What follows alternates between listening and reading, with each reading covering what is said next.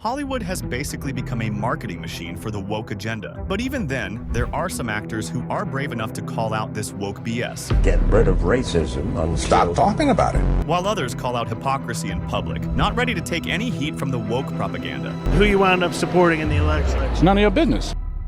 Here are all the times when actors and celebrities stood up to woke reporters and basically annihilated them with spitting facts. Sway, take a few steps back to go. You ain't got the answers, man. You ain't got the answers. You ain't got the answers. You ain't got the answers, Sway. For starters, I've got a clip of Morgan Freeman where he's destroying the victim mentality, and this clip is a nightmare for woke activists. Black History Month, you find Ridiculous. why? You're going to relegate my history to a month? Oh, come on. What do you do with yours? Which month is White History Month?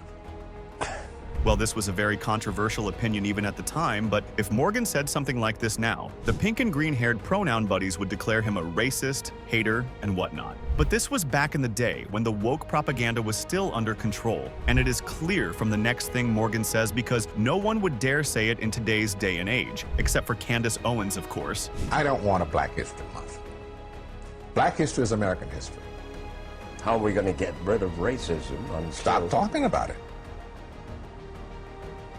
I'm going to stop calling you a white man. And I'm going to ask you to stop calling me a black man. I know you as Mike Wallace, you know me as Morgan Freeman. This clip alone could actually solve the entire racism issue, but if this interview aired today, the woke people would have canceled Morgan like crazy. I'm pretty sure this interview still pisses them off, but kudos to Morgan Freeman for speaking his mind and for exposing the victim card of leftists. But Morgan isn't the only actor in Hollywood who has a spine. Quentin Tarantino also declared war against the woke media years ago. For instance, a reporter asked him about discrimination and him not giving enough lines to Margot Robbie. The woke reporter was very obviously gaslighting and wanted a reaction out of Quentin. Person with a great deal of acting talent, and yet you haven't really given her many lines in the movie. And I wondered, I guess that was a deliberate choice on your part, and I just wanted to know why that was, that we don't hear her actually speaking very much. This was the question. Right off the bat, Quentin Tarantino seems pissed because of this question. I mean, it's his movie. Let the guy make a choice. And Quentin could have just dodged this question by not answering it. But instead, he decided to teach this woke reporter a lesson and said, "Well, I just reject your hypotheses." Well, this was a short, sweet, but stinging reply that the reporter would definitely remember for several years to come. And it's because of Quentin's hands-on approach against woke propaganda that he's on the hate list of Disney as well. As we already know, Disney has recently become the flag bearers of woke eshate in Hollywood, and it's been producing some of the most bizarre movies. Quentin recently revealed that Disney has been trying to sabotage him by interfering in his deal with Cinerama Dome. I grew up in Los Angeles, so I think of the Cinerama Dome as a real big deal, and imagine seeing it at the Cinerama Dome. Means something to you. Exactly. Right. Disney, who owns Star Wars, Yes.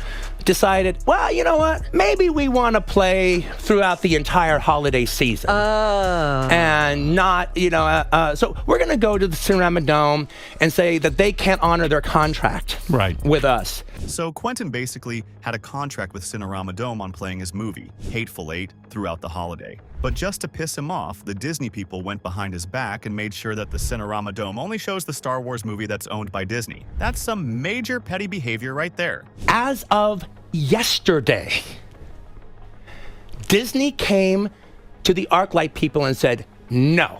Wow. You are going to play Star Wars in the Cinerama Dome for the entire holiday season. And if you don't, if you honor your deal with the Hateful Eight, we will not allow you to have Star Wars. The biggest movie in the world, we will not allow you to show it at any of your ArcLight movie theaters. Oh. At this point, I'm pretty sure that Disney is only trying to sabotage Quentin Tarantino because he's been very vocal against the woke culture and has even called out big corporations for pushing the woke agenda. Yeah, we're sure Disney is trying to screw up Quentin's movies. They are going out of their way to solely because he isn't afraid of the woke media. And he speaks his mind, a lot like Denzel Washington. Denzel is one of the few black actors who really have the guts to call out woke reporters on their BS. Had he not faced the racial discrimination, he could have been a great athlete, a star. But because of that, he ended up a garbage collector. And perhaps this self-destructiveness is it the, do you think, is it was it caused by racial discrimination? In this clip, the interviewer asks Denzel about one of his characters, where the black guy becomes a garbage collector and tries to tie that with racial discrimination and racism in general. Now, the woke reporter is actually trying to put words in Denzel's mouth and is not giving him any option even. He's once again playing the infamous victim card that shows black people as the victims. But Denzel is not ready to be a victim just yet. When you talk about racial and you talk about discrimination, maybe, what if he just wasn't good enough? See, it's so easy to just say, oh, it's because of this. It's because of racism. Oh, I didn't get the job because of that. Maybe you weren't good enough. Maybe, like his wife says, you were just too old. She says, why don't you just admit it? Denzel Washington has basically destroyed everyone in Hollywood who says that he's being blackballed or he's not getting good projects because of racism. It's just that the actors that are actually good are getting paid millions of dollars. Denzel believes that instead of crying about racial discrimination, we also need to hear the other side of the story. And most people who keep crying about racism would never really tell you the other side of the story because that doesn't fit into their agenda. Another time, a woke reporter actually tried to accuse Denzel Washington of being racist. This is probably the funniest shit you'd see because the reporter is basically clueless. So why did he need a black director? Could a white director not have? It's not color, it's culture. Explain the difference, because I think You can hear the condescending tone of the reporter when Denzel doesn't agree with her statement. She wanted Denzel to say something like she went with a black director because white directors didn't want to work on the project and so on. Once again, the victim card. But Denzel shut her down and said, Steven Spielberg did Schindler's List. Martin Scorsese did Goodfellas, right? Steven Spielberg could direct Goodfellas. Martin Scorsese probably could have done a good job with Schindler's List. But they're cultural differences. I hope this little tutoring by Denzel Washington knocks some sense into the reporter because she had very little knowledge of the questions she was asking in the first place. But not everyone is as subtle as Denzel because the next actor on our list doesn't even let the reporters take a breath. But there's been a lot of controversy surrounding the usage of the N-word in this movie. And no, nobody, none. The word would be... Oh, I don't want to say. The reporter tries to play it smart with Samuel L. Jackson, trying to make him feel guilty for the usage of the N-word in a film that's clearly highlighting the struggles of black folks. But Samuel knows pretty well how to deal with this crap, and you won't believe how he shuts down the woke reporter. Have you ever said it? No, sir. Try it. I don't like to say it. Try it. Really? Seriously? We're not going to have this conversation unless you say it. You want to move on to another question? Okay. The reporter looks super nervous and so afraid to even say the word because he knows he'd be canceled. But at this point, Samuel doesn't care much about being canceled by the insane woke crowd. I don't want to say it. Come on. Will you say it? No, fuck no. That's not the same thing. Why do you want me to say it? They're going to bleep it when you say it on your show. Say it. I can't say it. If I say it, this question, it won't make air. Okay, forget it. Okay, I'll skip it.